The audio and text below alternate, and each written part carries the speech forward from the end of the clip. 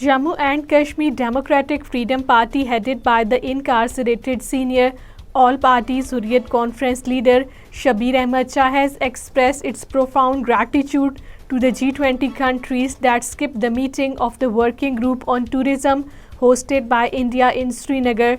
The DFP, in a statement issued in Srinagar, while terming it a great diplomatic setback to India, said that a number of important countries including China, Saudi Arabia, Turkey, Egypt and Indonesia have refused to be part of the event held in the disputed territory.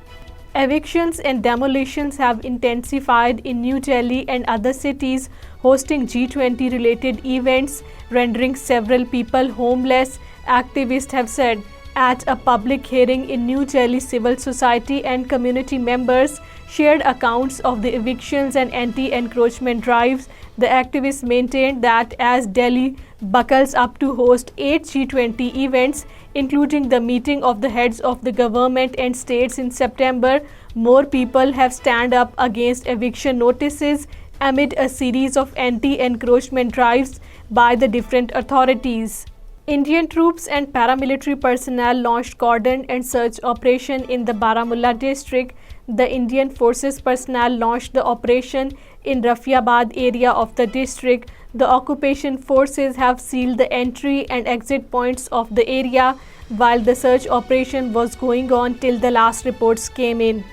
National Investigation Agency on Tuesday announced a cash reward of rupees 10 lakh on information leading to the arrest of the Khalistan leader Kashmir Singh Galwadi, known as the Balbir Singh. The case relates to the conspiracy hashed by the Khalistan Liberation Front, Babbar Khalsa International and the International Sikh Youth Federation to wage war against India. Galwadi is absconding and wanted in the NIA case. Special Investigation Unit of the Indian Police conducted raids in various areas of the Kishtwar district today.